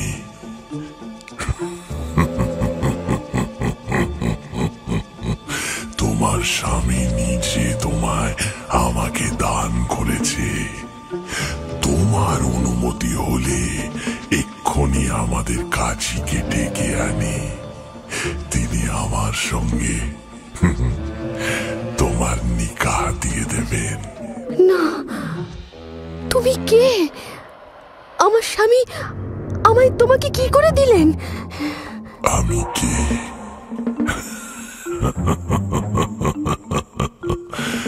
আমি ভূত। আমার নাম লুল্লু। আমি সামান্য ভূত নই, আমি একজন সভ্য ভব্য নব্য ভূত। আর এই ধন সম্পত্তি, এই গিরি গহ্বর আমার। আমি দুঃখীরাম চণ্ডালের ভূতগিরি করছি। ভূত সমাজে আমি অতি প্রবল পরাক্রান্ত বলে পরিচিত। আমার মান মর্যাদা রাখার আর জায়গা নেই। আমার স্বামী আমায় তোমাকে দিয়েছেন এ কথা একেবারেই মিথ্যে। এছাড়া মানুষ হয়ে ভূতের স্ত্রী কি করে হব? দেখো, আমরা খোদা পরস্ত মুসলমান, শয়তানের শাগরেদ নই। আমার প্রতি অত্যাচার করলে খোদা তোমাকে কিন্তু দণ্ড দেবেন। এইভাবে প্রতিদিন ভূতের সঙ্গে আমার ঝগড়া হতো। ভূত কিন্তু আমার গায়ে হাত দিতে সাহস করেনি। প্রথম কয়েকদিন আমি আহার নিদ্রা একেবারেই পরিত্যাগ করেছিলাম। তারপর যখন দেখলাম যে আপাতত ভূত আমার প্রতি বিশেষ কোনো অত্যাচার করতে সাহস করছে না, তখন আমি খাওয়া দাওয়া শুরু করলাম। মনে মনে ভাবলাম, ভূত শাসন করার নানা তাবিজ আছে, সেসব এনে তুমি নিশ্চয়ই আমায় উদ্ধার করবে। ভূত প্রতিদিন আসে আর বলে, কেমন আজ কাজী আনি? প্রতিদিন দেখে দেখে এখন তাকে আর আমার বড় ভয় হয় না। আগের চেয়ে মনে সাহসও অনেক হয়েছে। নিকা করার কথা বললে এখন তাকে এক প্রকার দূর দূর করে দাঁড়িয়ে দিই। একদিন কিন্তু সে ভয়ানক রেগে গেল, শরীর ফুলে দ্বিগুণ হলো। ভূত না হলে হয়তো পেটে মরেই যেত। সমস্ত শরীর দিয়ে যেন আগুনের কণা বেরোতে লাগলো। রাগে নিজের একটা হাত খুলে নিল, অন্য হাত দিয়ে ভোঁ ভোঁ করে ঘোরাতে লাগলো। পা দুটো খুলেও একইভাবে ঘোরাতে লাগলো। দুটো হাত দুটো পা ঘোরানো শেষ হলে চোখের কোটর থেকে চোখ দুটো বের করলো। দু হাতে লোফালুফি খেলতে লাগলো। তারপর নিজের মুন্ডুটা খুলে হাতের কাছে নিয়ে এসে বলল, সুন্দরী, যদি তুমি আমাকে বিয়ে না করো তাহলে তোমার সামনেই আমি নিজের মুন্ডু চিবিয়ে খাবো। কি করে নিজের মুন্ডু নিজে খাবে তা কিন্তু আমি বুঝতে পারলাম না। সে যাই হোক, আমি বললাম, তুমি নিজের মুন্ডু নিজেই খাও আর অন্য কেউ খা, আমি কেন ভূতকে বিয়ে করতে যাব? ভালো চাও তো আমাকে ঘরে রেখে এসো। আচ্ছা, আজ আমি তোমাকে কিছু বললাম না। আজ থেকে 1 বছর পর্যন্ত আমি তোমাকে কিচ্ছু বলবো না। কিন্তু 1 বছর পরে আমাকে নিকাহ করো তো ভালো, না করলে আমি তোমাকে মেরে ফেলবো। তোমার স্বামী তোমায় আমাকে দিয়েছে, আমি তোমাকে নিয়ে যা ইচ্ছে করব, কিন্তু আর কখনো তোমার স্বামীকে তোমায় ফিরিয়ে দেব না।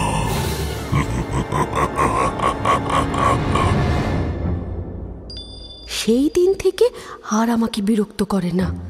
রাত হলে চড়তে যায়, সকাল হলে বাড়ি আসে। পরে ওই বড় গর্তটায় শুয়ে সমস্ত দিন ঘুমিয়ে থাকে। মেঘের গর্জনের মতো নাক ডাকা শব্দ শুনতে পায়। আমার কাছে বড় আসে না, শুধু 3-4 দিন পর পর একবার এসে খাবার দাবার দিয়ে যায় আর জিজ্ঞাসা করে, কেমন এখন তোমার মন শান্ত হয়েছে তো? কাজী আনবো কি? গতবার এসে বলল, দেখো দেখো দেখো, আমি এখন সাবান মাখতে আরম্ভ করেছি। রোজ সাবান মাখি, রং অনেক ফর্সা হয়ে এসেছে। আর কিছুদিন পরে লোকে তো আমাকে আর চিনতেই পারবে না, বলবে এ লুল্লু নয়, এ সাহেব ভূত। তখন তুমি বলবে আমার লুল্লু কই, আমার লুল্লু কই। আর তো সয় না, আর তো সয় না, তাড়াতাড়ি কাজী ডাকো, শীঘ্র আমাকে নিকা করো। কিন্তু আমি তা করব না, তখন আমি টাল বাহানা করব। নিকাহ করার জন্য তুমি আমার সাধ্য সাধনা করবে, আর তা দেখে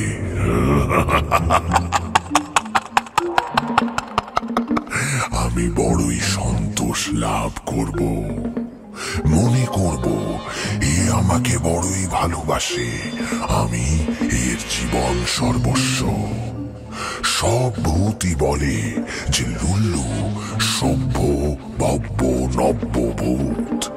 আমি আর আমার গেটে দাদা দুজনেই সভ্য ভব্য নব্য। দেখো না, ভোর না হলে কখনো বাড়ি ফিরি না। যাই, এখন সাবান মাখিকে। এই বলে সে চলে গেছে। 2-1 দিনের মধ্যে আবার বোধহয় আসবে। আচ্ছা, এটা কি ভূতের মেস না মুফলিসের বাড়ি? মানে এখানে কি অন্য ভূত থাকে না লুল্লু একাই থাকে? এখানে লুল্লু ছাড়া আর কোনো ভূতকে তো দেখিনি। আমার মনে হয় লুল্লু একাই থাকে। বুঝলাম, ঈশ্বর আমাদের প্রতি কৃপা করবেন। দেখো, কিন্তু কিভাবে যে বিপদ থেকে উদ্ধার হব তা এখনো জানি না। আপাতত আমার বড় খিদে পেয়েছে, যদি কিছু খাবার থাকে দাও না আমায়। খাবারের এখানে বিন্দুমাত্র অভাব নেই। এই বলে তিনি পোলাও, কালিয়া, কোরমা, কোপ্তা, কাবাব, কারি এনে স্বামীকে পেট পুরে খাওয়ালেন। আমার মাথায় একটা বুদ্ধি এসেছে। ভূতের তেল মেখে আমার শরীরে শক্তি এসেছে ঠিকই, কিন্তু তার সাহায্যে লুল্লুকে হারাতে পারবো বলে মনে হয় না। বুদ্ধি দিয়েই ওকে হারাতে হবে। তুমি এক কাজ করো, লুল্লুকে অল্প স্বল্প প্রশ্রয় দাও, আর আফিমের নেশায় ওকে বুঁদ করে রাখো। আমি না হয় কিছুদিন আফিমের সুখ থেকে বঞ্চিতই থাকবো। তোমাকে আমার সব সরঞ্জাম দিয়ে যাচ্ছি, তারপর দেখা যাক কি হয়। এই পরামর্শ মন্দ নয়। এই সব কথোপকথনে রাত প্রায় শেষ হলো। আমির রমণী তখন বললেন, আর তুমি এখানে থেকো না, ভূতের আসার সময় হয়েছে। ভূত চড়তে গেলে কাল আবার রাতে এসো। চণ্ডুর আসবাব রেখে যাও, দেখি কি করতে পারি। কিছু খাবার দাবার সঙ্গে নিয়ে যাও, দিনের বেলায় খাবে, কেমন? আমির স্ত্রীর কাছ থেকে বিদায় নিয়ে আবার সেই গর্তে গিয়ে লুকিয়ে রইলেন। সকাল হতে না হতেই লুল্লু ভূত বাড়ি ফিরে এলো। প্রথমেই নিজের গর্তে গিয়ে শুলো, ঘোরতর নাক ডেকে অনেকক্ষণ ঘুমলো।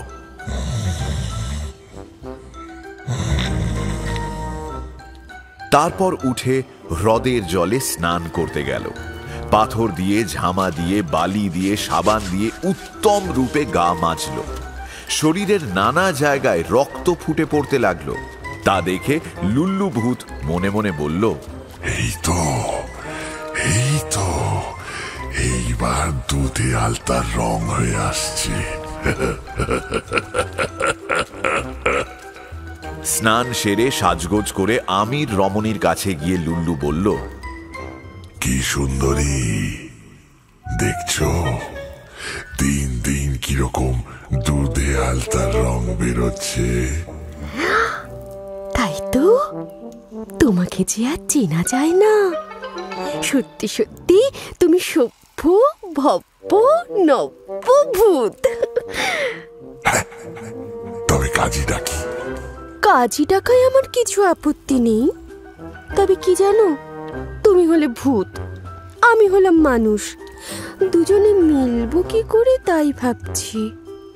মানুষের মতো একটু আধটু যদি তোমার ব্যবহার দেখি, তাহলে বুঝি যে হ্যাঁ, দুজনের বিয়ে হতে পারবে। এই দেখো, এত খাবার দাবার তুমি আমাকে এনে দাও, নিজে কিন্তু একদিনের জন্যেও মুখে দাও না। কি খাও কি না খাও তাও তো জানি না। হয়তো কোনোদিন পচা মরা খেয়ে আমার সামনে আসবে, মুখের গন্ধে আমার প্রাণ বেরিয়ে যাবে। তারপর দেখো, মানুষে পান খায়, তামাক খায়, গাঁজা খায়, আরো কত কি খায়। আহা, আমার স্বামী আমির কেমন চন্ডু খেতেন, কেমন তাকে আমি চন্ডু খাওয়াতাম। তার চন্ডুর জিনিসপত্র আমি আমার কাঁধের ঝুলি করে রেখেছিলাম। আহা, আজ পর্যন্ত সেই ঝুলিটি আমার কাছেই রয়েছে। বটে, তা আমিও চন্ডু খাবো। নিয়ে এসো, নিয়ে এসো, এক্ষুনি খাবো। চন্ডু চন্ডু চন্ডু আমার চাই, আমার চাই, চন্ডু চাই, চন্ডু। আমির রমণী চন্ডুর সব জিনিসপত্র বের করে দিলেন। প্রদীপের কাছে ঘরের একপাশে মাটিতে শুয়ে লুল্লু ভূতকে ধূমপান করতে বললেন। কি করে খেতে হয় তাও বলে দিলেন। সে অল্প অল্প ধূমপান করতে লাগলো।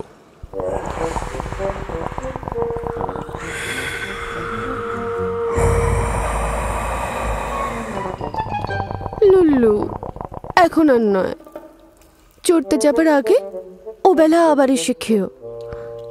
এই, কিছু কি টের পাচ্ছ? সেরকম কিছু না, শুধু গা চুল করছে আর একটু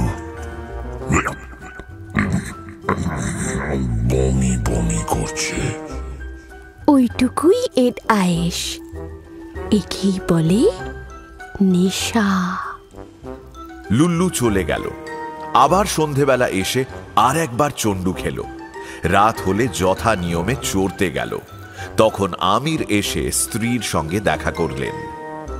এইভাবে কিছুদিন চলল। লুল্লু দিনে দুবেলা এসে চন্ডু খায়, আমির রাতে স্ত্রীর কাছে থাকেন। আমির যখন দেখলেন লুল্লু ভূতের বিলক্ষণ অভ্যেস হয়ে গেছে, চন্ডু ছাড়ার আর কোনো জো নেই, তখন তিনি স্ত্রীকে বললেন, কাল তুমি ভূতকে আর চন্ডু দিও না, বলো চন্ডু ফুরিয়ে গেছে। এরপর চন্ডু চাইলে মানুষের ঘর থেকে গিয়ে আনতে হবে। পরদিন সকালে যখন লুল্লু চন্ডু খেতে এলো, আমির রমণী তাকে বললেন, দেখো, সঙ্গে করে যা কিছু চন্ডু এনেছিলাম সমস্ত ফুরিয়ে গেছে, তুমি লোকালয় থেকে চন্ডু নিয়ে এসো। এই কথা শুনে লুল্লু ভূতের মন বড়ই উদাস হয়ে পড়ল। বিরস বদনে নিজের ঘরে ফিরে গেল। এদিকে যত বেলা বাড়তে লাগলো, শরীরে ও মনে ততই ক্লেশ হতে লাগলো।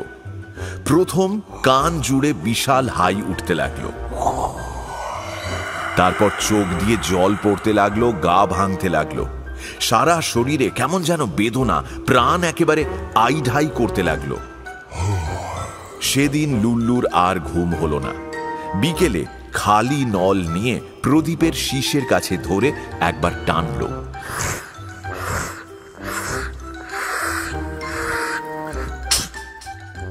কিচ্ছু নেই আর। কিন্তু তাতে কিছুমাত্র ক্লেশ দূর হলো না। তারপর যেই সন্ধে হলো, অমনি লুল্লু ভূত ঘর থেকে বেরিয়ে গেল। ভীমতালের জল ভেদ করে ওপরে উঠল। ওপরে গিয়ে আর সব চিন্তা ছেড়ে শুধু চন্ডুর অনুসন্ধান করতে লাগলো। এ গ্রাম সে গ্রাম, এ নগর সে নগর, এ দেশ সে দেশ, সমস্ত ভারতভূমি ঘুরল, কিন্তু কোথাও চন্ডু পেল না। আপনার কাছে চন্ডু আছে? চন্ডু? সে আর কি? হ্যাঁ গো কাকা, তোমার কাছে চন্ডু হবে। চন্ডু তুমি ঝন্টুর কাছে পেতে পারো। आपका पास चंडू है क्या? अरे नहीं, वो सब यहाँ पर मिलता नहीं। চন্ডু নেই, কোথাও চন্ডু নেই। কি কোথাও চন্ডু নেই।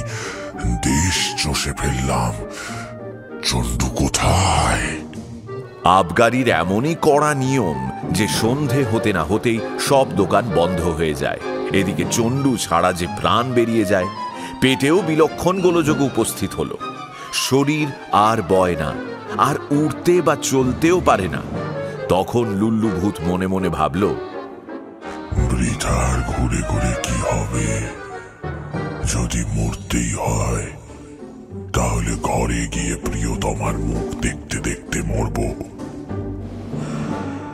তাকে বলবো, দেখো,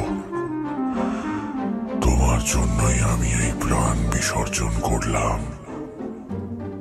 হয়তো সে আমাকে বাঁচাবার জন্য এর একটা উপায়ও করতে পারে। না, বাড়ি ফিরে যাই। অতিশয় ম্রিয়মান হয়ে ঘোরতর যাতনায় ব্যথিত হয়ে ভূত সেদিন সকাল সকাল বাড়ি ফিরে এলো। আমির জানতেন কি ঘটনা ঘটবে, তাই তিনিও সেদিন স্ত্রীর কাছ থেকে সকাল সকাল বিদায় নিয়ে নিজের ঘরে গিয়েছিলেন। লুল্লু ভূত ঘরে এসে সেইখানে শুয়ে পড়ল। শরীর এতই বিকল যে আর নড়াচড়ার ক্ষমতা নেই। সেইখানে পড়ে ক্রমাগত উহ আহ করতে লাগলো লুল্লু। প্রাণ পাখিটা যে একেবারে উড়ে পালিয়ে যাবে মনে হচ্ছে। জ্বালা, ধরে রাখতে পারি না। ক্রমে তার সমস্ত শরীর ঠান্ডা হয়ে গেল, সমস্ত গ্রন্থি শিথিল হতে লাগলো, লিগামেন্ট সমস্ত আলগা হয়ে গেল, শরীরের জয়েন্ট সব এক প্রকার খুলে গেল, যাবতীয় অস্থি পৃথক পৃথক হয়ে পড়ল। লুল্লু ভূত আর উঠতে পারছে না। ঘোর বেদনায়, ঘোর যাতনায় লুল্লু ওইখানেই পড়ে রইল। তারপর এক সময় সকাল হলো। হাসতে হাসতে হাত ধরাধরি করে আমির ও আমির রমণী এসে সেইখানে উপস্থিত হলেন। কি হে বাপু, সভ্য ভব্য নব্যভূত, সেই প্রচলিত কথাটি শোনোনি নাকি? থোড়া থোড়া করকে খাও মুঝে, मैं लगू कड़ुआ, और जोरू बेचो गोरू बेचो, मुझको लाओ भेरुয়া। মানে অল্প স্বল্প করে আমাকে প্রথমে খাও, কেননা আমি লাগি তিতো। এখন ভেরুয়া হয়ে স্ত্রী বা গরু যা কিছু বেচে যেখান থেকে পারো আমাকে নিয়ে এসো। এই বিপদের সময় মুখ নাড়া দিচ্ছিস তুই আবার কে রে? আমি আমির, এই রমণীর স্বামী, যাকে তুই ভীষণ কষ্ট দিয়েছিস। তাই আজ তোর কষ্ট দেখে আমার বড় আনন্দ হচ্ছে। তোমার জরু তুমি ফিরিয়ে নাও, অমন জরুতে আমার কাজ নেই বাবা। ও তো জরু নয়, সুখে স্বচ্ছন্দে ভূতগিরি করছিলাম কি বাপু। ভূতের আবার চন্ডু খাওয়া কি?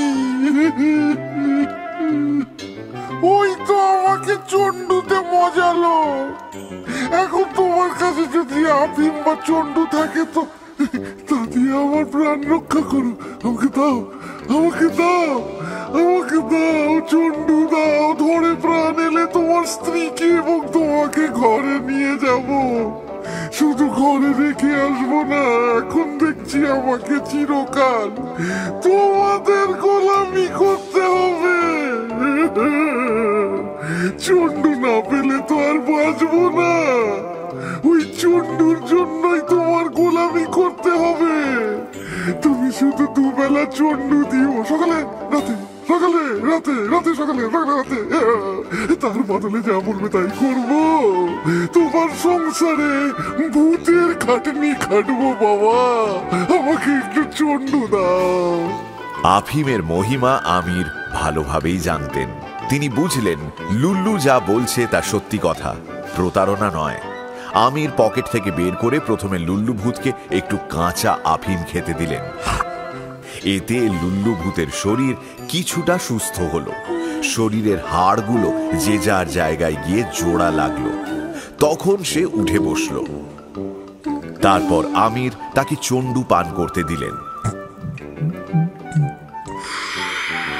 তাতে তার দেহে আবার প্রাণ সঞ্চার হলো, শরীর স্বচ্ছন্দতা লাভ করল। লুল্লু তখন আমিরের পায়ে পড়ে বলল, মহাশয়, এই তো আমার গলা এখন ঠিক হয়ে গেছে। আপনার কাছে আমি ঘোর অপরাধী, বড়ই দোষ করেছি। কৃপা করে আমার অপরাধ মার্জনা করুন। আপনি আমার বড় উপকার করলেন। আপনার ঋণ কখনোই শোধ করতে পারবো না। চিরকাল দাস হয়ে আপনার এবং বিবিজির সেবা করব। এখন তাড়াতাড়ি খাওয়া দাওয়া সেরে নিন, আজই রাতে আপনাদের বাড়ি নিয়ে যাব। আমির ও আমিরের রমণী তখন সেখান থেকে চলে গেলেন। সন্ধ্যের পর লুল্লু ভূত এসে উপস্থিত হলো। দুজনে লুল্লুর পিঠে বসলেন। জল থেকে বেরিয়ে লুল্লু আকাশ পথে উঠল। তড়িৎ বেগে আকাশ পথে চলতে লাগলো। প্রায় রাত 2 প্রহরের সময় সকলে দিল্লি নগরে এসে পৌঁছলেন। আমিরের ছাদে গিয়ে ভূত ওদের নামিয়ে দিল। দয়া করে নেমে পড়ুন। আমির ফকির বেশে গৃহত্যাগ করার সময় ঘরে চাবি দিয়ে গিয়েছিলেন। চাবি খুলে আমির ও তার স্ত্রী ঘরে প্রবেশ করলেন। আমির লুল্লুর জন্য একটি ঘর নির্দেশ করে বললেন, লুল্লু, এই ঘরটি তোমার, তুমি এই ঘরে থাকবে। আফিম চন্ডু যা চাইবে তাই পাবে। এই জন্মে আর আপনাদের ছেড়ে কোথাও যাব না। জয় চন্ডুর জয়। পরদিন সকালে আমির প্রতিবেশীদের ডেকে এনে সমস্ত ঘটনা শোনালেন। আমির বাড়ি ফিরে এসেছেন দেখে সকলেই খুশি হলেন। দেখতে দেখতে ভূতে মানুষে বড়ই ভাব হলো। রোজই লুল্লু আর আমির নিয়ম করে চন্ডু খায়। একদিন চন্ডু খেতে খেতে আমির বললেন, হে লুল্লু, হে চন্ডু সেবক কুল তিলক, আমার বড় ইচ্ছে যে আমার সেই বন্ধুদের সাথে আরেকবার দেখা করি, যারা আমার স্ত্রীকে উদ্ধার করতে বিশেষ সাহায্য করেছিলেন। তখন তুমি আমার শত্রু ছিলে, এখন কিভাবে যে প্রাণের মিত্র হয়েছ তাও তারা একবার এসে দেখুন। শোনো, প্রথম হচ্ছে সেই জান, যিনি প্রথম বলেছিলেন তুমি আমার স্ত্রীকে নিয়ে গেছো। তারপর সেই ব্রাহ্মণ, যার মতো মানুষে ধরাধামে আর নেই। তারপর আমাদের সেই তাঁতি ভায়া, যার মতো সঙ্গীত বিদ্যা বিশারদ পৃথিবীতে হয়ও না, হবেও না।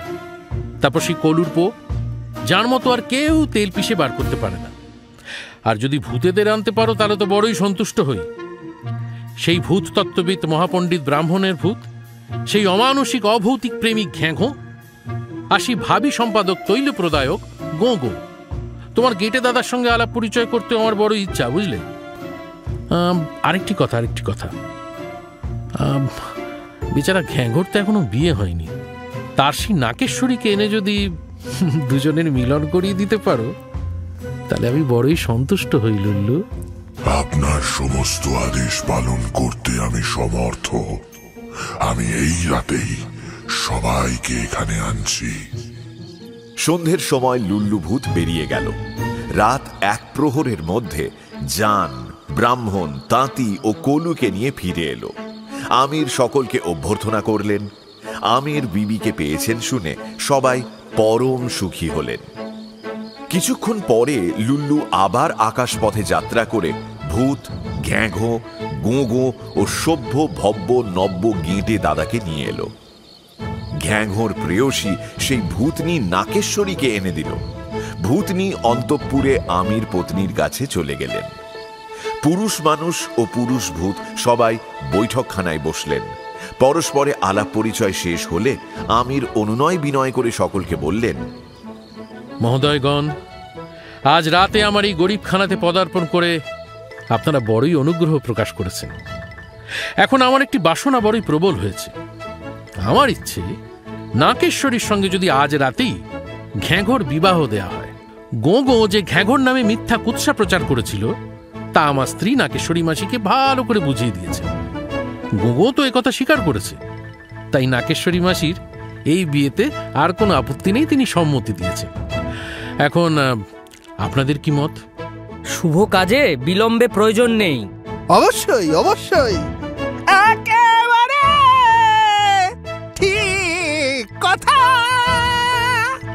লুল্লু, ঘ্যাঘো এবং গোঁ পৃথিবীর সমস্ত ভূতেদের এই আনন্দ উৎসবে নিমন্ত্রণ করে এসো। কিন্তু উপস্থিত ভূতেরা সবাই চুপ করে রইল। আমির জিজ্ঞেস করলেন, আমি কি তোমাদের কোনো দুঃসাধ্য কাজ করতে অনুরোধ করেছি নাকি? অদ্ভুত, পৃথিবীর সমস্ত ভূতকে নিমন্ত্রণ করা কি তোমাদের অভিপ্রেত নয়? মহাশয়, আসলে আমরা তো ভারতীয় ভূত। ভারতের বাইরে তো আমরা যেতে পারি না। সমুদ্রের অন্য পারে গেলেই আমরা জাতি কুল ভ্রষ্ট হব। আমাদের ধর্ম কিঞ্চিত কাঁচা। শুধু তাই নয়, পরে আমাদের বাতাস যার গায়ে লাগবে, তিনি দেবতা হন কি ভূত হন কি মানুষ হন কি বানর হন, তিনিও জাতি ভ্রষ্ট হবেন। আপনাকে সব কথা খুলে বললাম, এখন যেমন অনুমতি দেবেন আপনি। তবে আর অত আড়ম্বরের দরকার নেই। ভারতীয় ভূত সমাজকেই শুধু নিমন্ত্রণ করা হোক। নানাবিধ চর্ব চস্য লেজ্জ পেয় পান ভোজনের সামগ্রীরও আয়োজন হলো। মুহূর্তের মধ্যে ভূতেরা অনেক লুচি সন্দেশ দই জমা করে ফেলল। নগরবাসী অনেক লোককে আমির সেই রাতে নিমন্ত্রণ করে আনলেন। মহা সমারোহে নাকেশ্বরীর সঙ্গে ঘ্যাঁঘোর বিয়ে হয়ে গেল। আমির নিজে কন্যাদান করলেন, ব্রাহ্মণ হলেন পুরোহিত। পূর্ণ যৌবনা ভূত কামিনী ঘ্যাঘো পত্নীর রূপ মাধুরী দেখে সবার মন বিমোহিত হল। এক মনে সবাই সেই রূপ দেখতে লাগলেন। ভূতকুল ঘ্যাঘোকে বলল,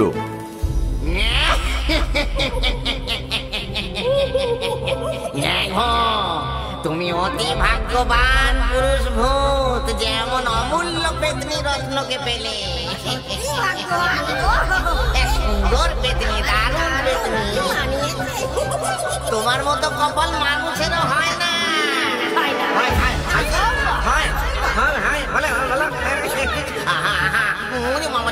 দুটিকে কি ভালো দেখাচ্ছে। বাসর ঘরে গান গাইবার জন্য সবাই এক বাক্যে তাঁতিকে অনুরোধ করলেন। পুলকে পুলকিত হয়ে সহস্র সহস্র শ্রোতার সামনে তাঁতি সেই রাতে মনের সুখে বেসুরো গান করলেন। বৃষ্টি পরে হদহদ করে নদে লবান, নদে লবান, বৃষ্টি পরে হদহদ করে নদে লবান। শ্রোতারা এক দৃষ্টে তাঁতির মুখভঙ্গিমা দেখেই আনন্দ লাভ করতে লাগলেন। গানের কণামাত্র কারো কর্ণকুহরে প্রবেশ করল না। আমিরের অনুরোধে দিল্লির আবাল বৃদ্ধ বনিতা সেই রাতে সাবধান হয়েই ছিলেন। তুলো দিয়ে সবাই কান একেবারে বন্ধ করে রেখেছিলেন। সেই রাতে নৃত্যেরও অভাব হয়নি। ভূতনীরা দলে দলে কতই যে নাচল তা আর কি বলবো। সকাল হবার কিছু আগে মজলিস অবশেষে ভাঙল। তখন লুল্লু জান, ব্রাহ্মণ, তাঁতি ও কলুকে ঘরে রেখে এলো। নগরবাসীরা যে যার ঘরে চলে গেলেন। ভূত ও ভূতনি সবাই বিদায় নেবার আগে আমিরকে বলল, মহাশয়, আপনার ব্যবহারে আমরা বড়ই খুশি হয়েছি। যদি কোনো বিষয়ে আপনার উপকার করতে পারি তো বলুন। সেরকম কিছু নেই, বা শুধু একটা বিষয়। এখান থেকে 4 ক্রোশ দূরে যমুনার কূলে আমার অনেক জমি ছিল। তার আয় থেকে পুরুষানুক্রমে আমাদের রাজার হালে চলে যেত। সেই জমি এখন যমুনার প্লাবন একেবারে বালিময় হয়ে গেছে। সেখান থেকে তোমরা যদি সমস্ত বালিটা তুলে ফেলতে পারো, তাহলে বুঝতেই পারছো আমার বড্ড উপকার হয়। এই বলে সমস্ত ভূত সেই মুহূর্তে জমির কাছে গেল এবং অতি অল্পক্ষণের মধ্যেই সব বালি উঠিয়ে ফেলল। জমি আগের মতো উর্বর হলো। তখন তারা আমিরের ঘরে প্রত্যাগমন করে বিদায় নিয়ে নিজের নিজের জায়গায় প্রস্থান করল। আমির কিন্তু গোগোকে যেতে নিষেধ করলেন। বললেন, গোগো, দাঁড়াও দাঁড়াও দাঁড়াও, তুমি যেও না। তোমার হাড় গোড় একেবারে চূর্ণ বিচূর্ণ হয়ে গেছে। তোমার শরীর, তোমার অস্থিমজ্জা একেবারে ভেঙে গেছে। আফিম ও দুধ, এই 2 বস্তু নিয়মিত রূপে ব্যবহার করলে তোমার শরীর পুনর্গঠিত হতে পারে। তুমি লুল্লুর কাছে থাকো, চন্ডু পান করতে অভ্যেস করো। চন্ডু? বেশ।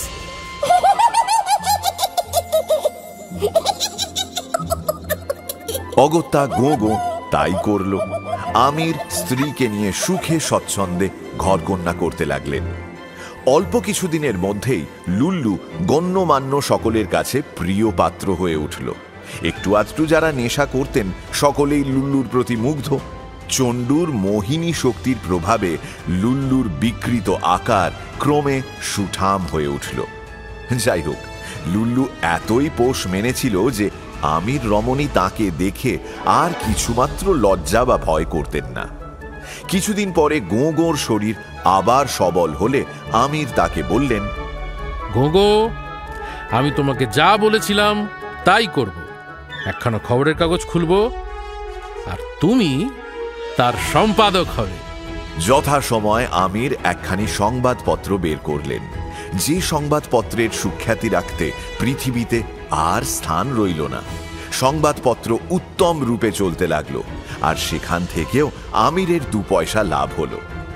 গোঁগো যে শুধু নিজের সংবাদপত্র লিখেই নিশ্চিন্ত থাকে তা কিন্তু নয়, সব সংবাদপত্রের অফিসেই তার অদৃশ্য যাতায়াত আছে।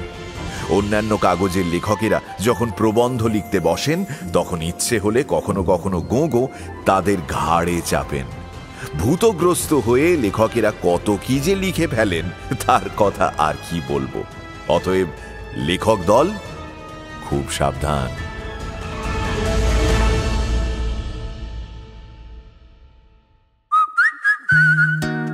এখনকার মতো গপ্প মিলে ঠেকের সময় শেষ। পরের সপ্তাহে আরো একটা নতুন গপ্প নিয়ে আসবো আমি। Till then, like, share and subscribe to my channel and don't forget to click on the bell icon for notifications. নিজে তো শুনছেনই, সঙ্গে বন্ধুদেরও জানান। প্রত্যেক শনিবার রাত 9টায় আমি মীর নিয়ে আসি গপ্প মিলে ঠেক, আপনার গপ্পের প্লেলিস্ট।